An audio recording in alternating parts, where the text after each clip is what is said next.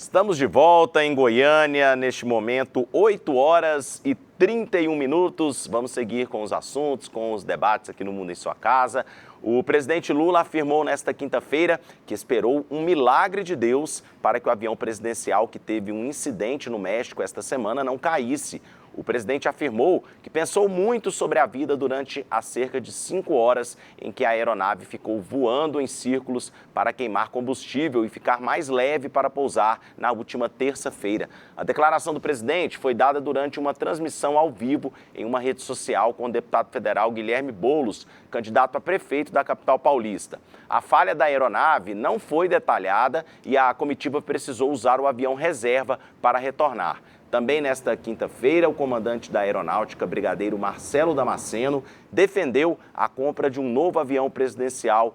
Desde o início de seu terceiro mandato, Lula manifesta o desejo de ter um avião maior e com capacidade de realizar voos mais longos. O processo para a compra de uma nova aeronave depende da aprovação do Congresso. A operação não deve ser simples, principalmente pelo alto custo de um avião presidencial. Rafael, o governo Lula, então, o Lula já vinha, indicando a necessidade de uma compra de um novo avião e agora com esse incidente, a sua avaliação, é preciso a presidência da República ter um novo avião, um avião mais moderno para evitar esse tipo de situação que ele passou esta semana? Rafael Mesquita, incidentes aéreos acontecem, assim como acontecem os incidentes terrestres, né? Foi uma fatalidade, ainda que eu não goste do presidente, acho inclusive que ele é um presidente ilegítimo na minha opinião pessoal, mas ele foi empossado, ele é o presidente do país, né? Isso é um fato, não será a minha vontade pessoal, o meu gosto ou o meu afeto não que vai mudar. Fato é que a única coisa que me causa profundo estranhamento nessa história é que nós estamos falando de um avião Airbus. O Brasil hoje, que é um país de terceiro mundo, é um país que, em termos gerais, é um país subdesenvolvido, ele tem pontualmente alguns destaques industriais. Nestes aspectos pontuais, nós temos uma empresa brasileira, né, que é referência em voos comerciais, que é a Embraer. E a Embraer, ela possui um avião que é um avião de fabricação nacional, é um avião brasileiro. E este avião, que é o E-195, inclusive, é um avião que no seu segmento ele é líder, que são os aviões comerciais de menor tamanho.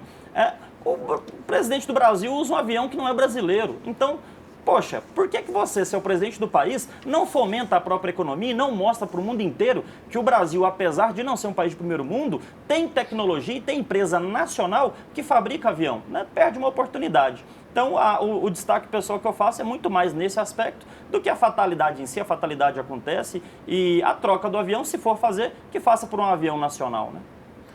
E aí, doutora Nara, o presidente Lula precisa trocar o avião depois do incidente que aconteceu nessa semana?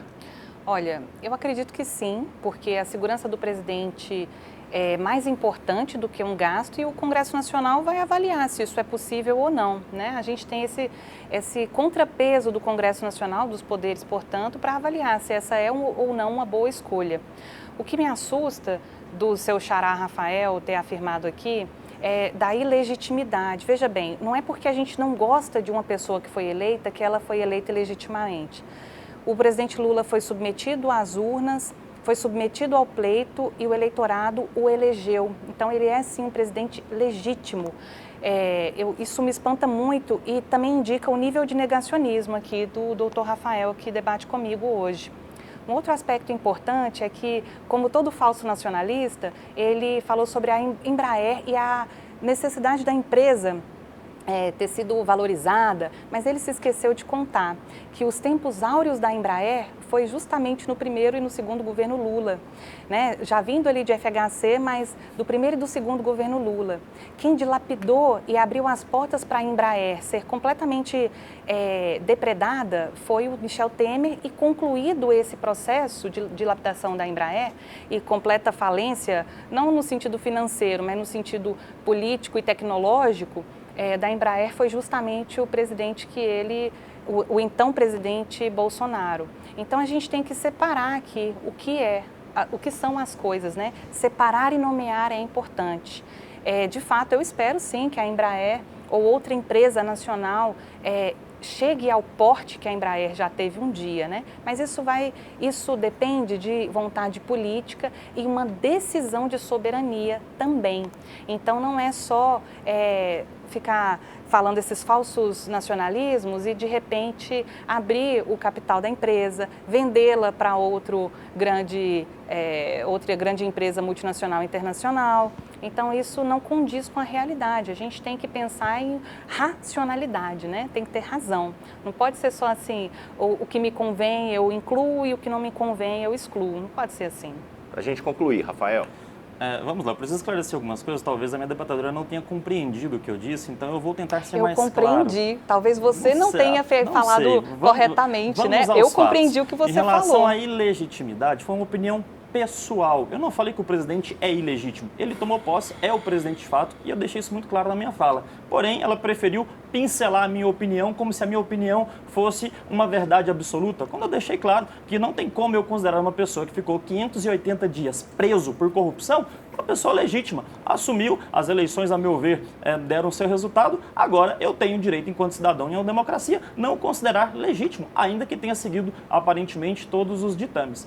Em relação ao que ela disse à Embraer, novamente ela demonstra profundo desconhecimento. Talvez ela tenha confundido a empresa. A Embraer está no seu melhor momento da história, é uma referência. Hoje, é a única empresa que consegue ter uma espécie de monopólio quando você considera alguns segmentos da aviação aérea. Nós temos hoje Airbus, Boeing e, pasmem, Embraer. Então, eu sinceramente não sei de onde ela tirou essas informações, porque quando nós ouvimos ela falar, parece que a Embraer está falindo, sendo que a realidade dela é a inversa. As ações da Embraer estão no seu melhor momento, a empresa está em seu melhor momento da história, com aviões altamente tecnológicos que competem com as melhores empresas do mundo. Então, realmente, eu acho que ela tentou utilizar isso para poder lacrar, citar o Lula aqui como se ele fosse alguma referência, quando, na verdade, a empresa hoje está no seu melhor momento. Eu realmente não consegui entender, não teve, a meu ver, nenhum nexo nessa fala dela. Participações aqui no canal da TV Brasil Central no YouTube, também no nosso WhatsApp. O Marcelo Campos está dizendo que está ligado com a gente lá no Conjunto Primavera. Grande abraço para você, Marcelo. Temos uma participação também no nosso WhatsApp, é do interior do estado aqui, ó, 64, é o Luiz Roberto. Está falando aqui, primeiro, sobre os jogos, falando que jogos não são dependência, é falta de família e educação. E está falando aqui, alguém aí me explica, voar em círculo é diferente de outros tipos de voos? Tá aí o Luiz Roberto, então. Luiz Roberto, essa questão do voar em círculos é porque justamente estava tendo um problema ali no avião, né, do presidencial, e aí acabou tendo que utilizar esse tipo de operação para queimar combustível e conseguir ali aterrissar em segurança o avião do presidente Luiz Inácio Lula da Silva. Na verdade, não é nem do presidente, é da presidência da República. Inclusive, se for comprado um novo avião, vai ficar para a presidência, para os próximos presidentes que continuarem aí.